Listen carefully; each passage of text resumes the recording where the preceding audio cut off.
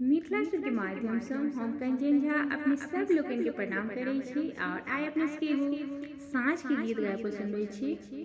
यदि गीत अपने सबके नीक लागे तो लाइक शेयर और जे केओ गोटे सब्सक्राइब नहीं किने छी हमरा सबसे निवेदन ये चैनल के सब्सक्राइब कर दे, संगे बेल आइकन के दबेनाइ नहीं बिसरब। धन्यवाद।